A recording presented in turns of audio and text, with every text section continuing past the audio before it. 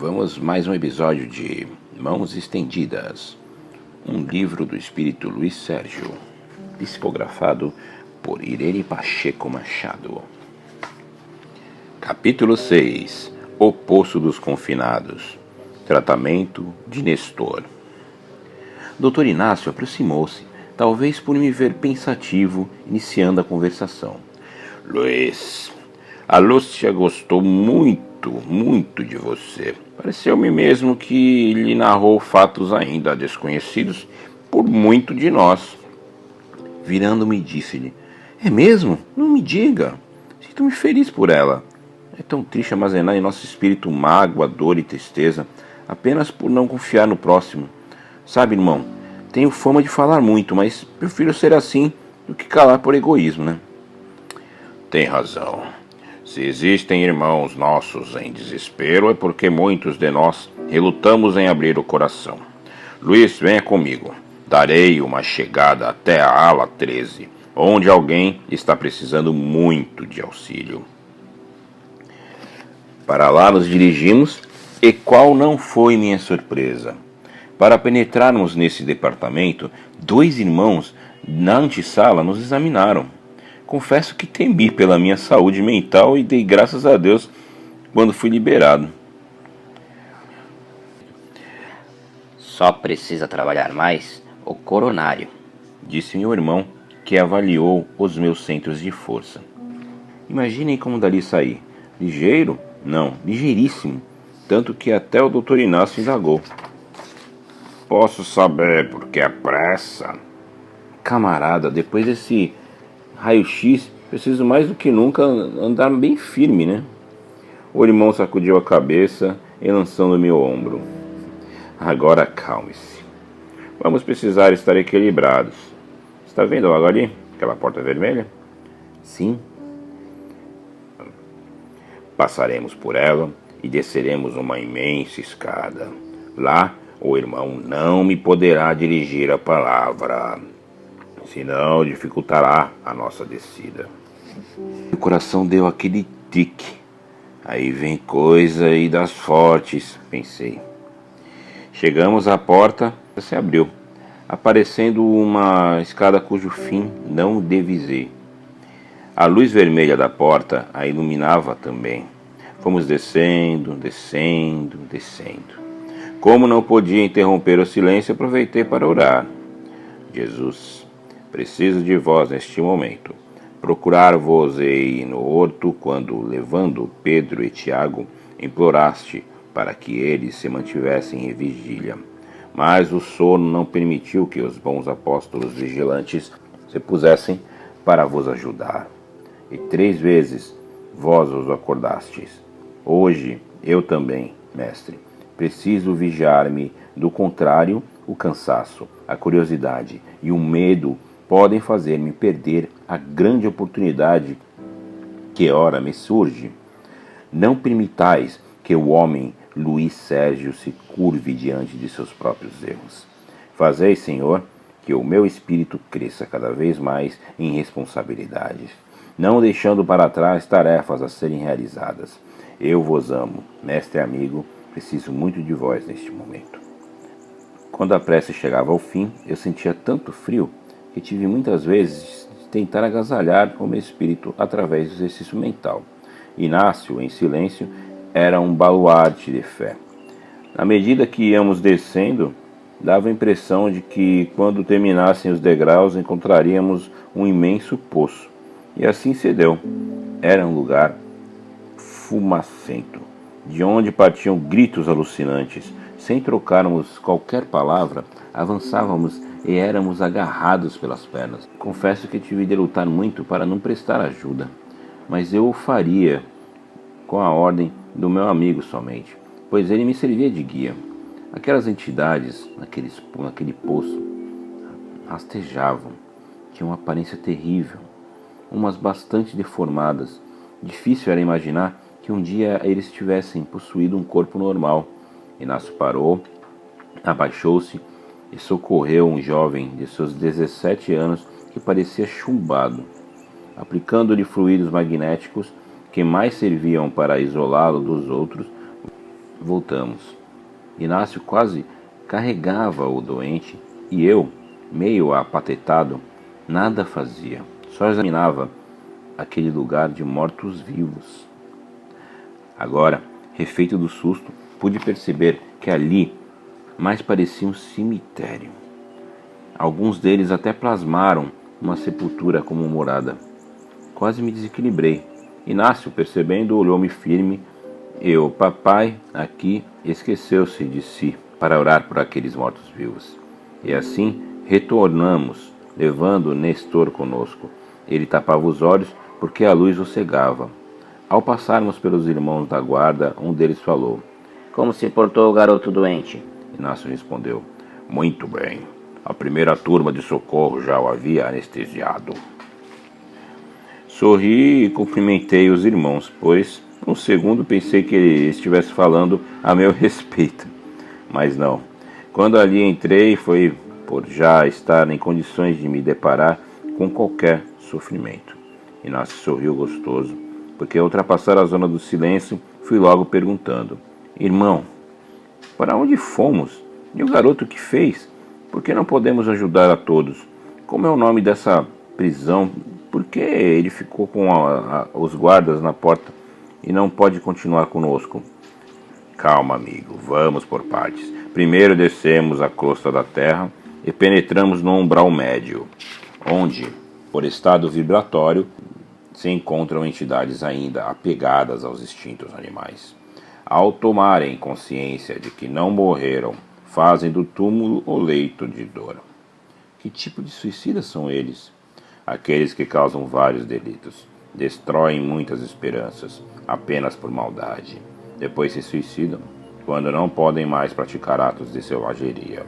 Eles ficam mesmo sob a terra, e o perispírito mais parece uma raiz retorcida, pela perversidade que carregam. Este jovem, que dela tiramos, destruiu várias vidas antes de se suicidar. Atirou uma bomba, apenas como brincadeira. Agora já é tempo dele ser cuidado. Arrependeu-se e pediu ajuda.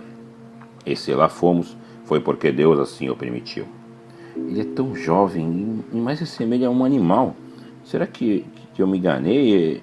Ou o seu corpo é o mesmo coberto de pelos? Não, Luiz. Não é pelo. É uma massa preta resultante de suas pobres vibrações. E por que os olhos dão a impressão de estarem fora do lugar normal? É que ele usou muito mal esses órgãos visuais. Gostava de se infiltrar em meios estudantis para depois delatá-los. Que cara mau caráter. E eu dando uma de mãe, todo choroso por ele, veja só. Não, Luiz, não temos o direito de julgar ninguém. Existem pais que ensinam os filhos a procederem mal desde pequenos. E depois, você muito nos ajudou. Se todos os homens tivessem um sentimento maternal, não teríamos tantos órfãos. Fiquei mais aliviado e, batendo no ombro do irmão Inácio, sorri-lhe pedindo desculpas. Você perguntou também, Luiz, por que não trouxemos mais alguns? Muitos deles tentaram nos agarrar, mas não pedindo socorro. Nós ali representávamos um apetitoso prato que gostariam de saborear. O quê? É verdade, Inácio? Eles desejam comer espíritos? Fale, amigo, porque confesso que não compreendi. É isso aí. Ao perceberem nossa presença, desejaram aspirar fluidos menos carregados. Nós ali éramos duas bombas de oxigênio, não por nossa pureza, mas porque receberemos do alto os fluidos magnéticos para termos condições de penetrar no poço dos confinados, conhecido também por buraco das feras. Sabe, Inácio, se você me tivesse avisado do que se tratava, eu repararia melhor, né? Mas senti tanto frio que não via a hora de chegar ao destino. E depois também observaria as fisionomias, talvez até tenha conhecidos ali no poço. Ainda bem que não procedeu assim.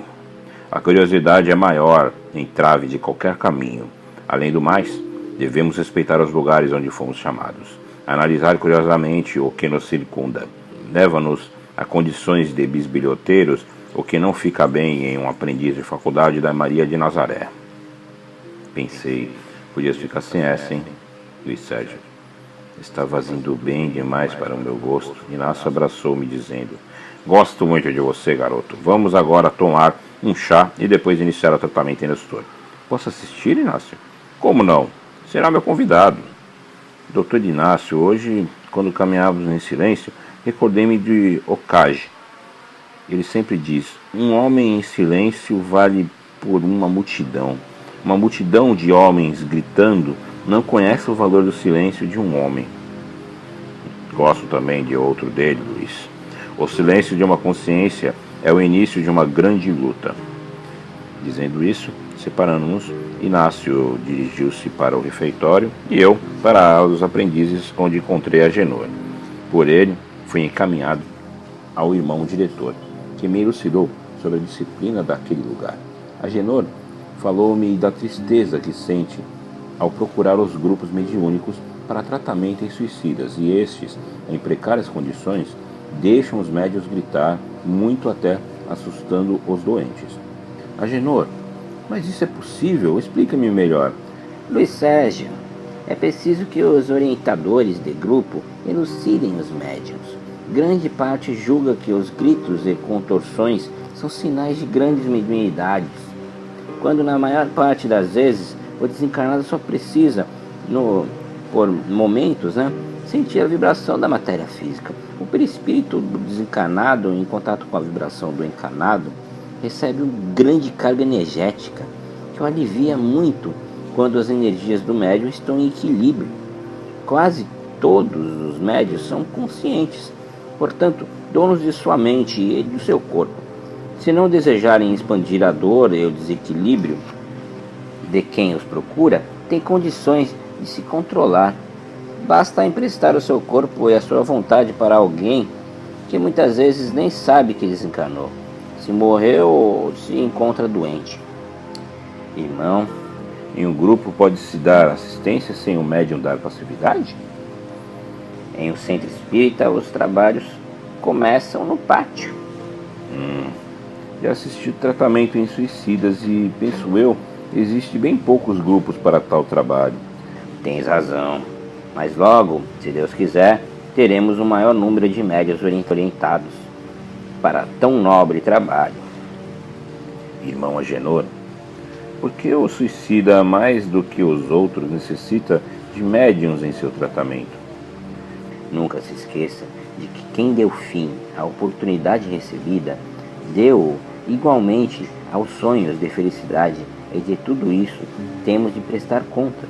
O suicida é um devedor que não só violentou a lei da natureza, mas trucidou seu mundo íntimo.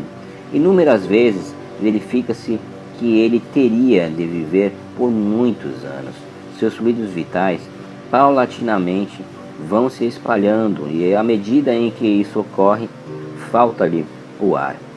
Levando-o aos grupos, os fluidos são dispersados e ele recebe do encarnado fluidos magnéticos que dão condições dele desligar-se de si mesmo.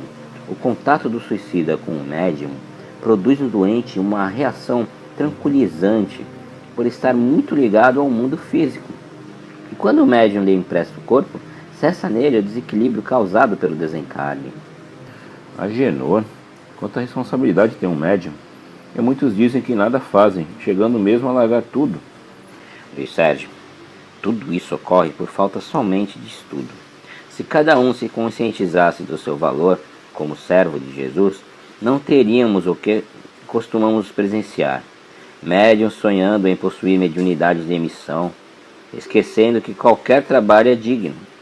Quando um desencarnado chega a uma casa bem assistida, já recebeu os primeiros cuidados.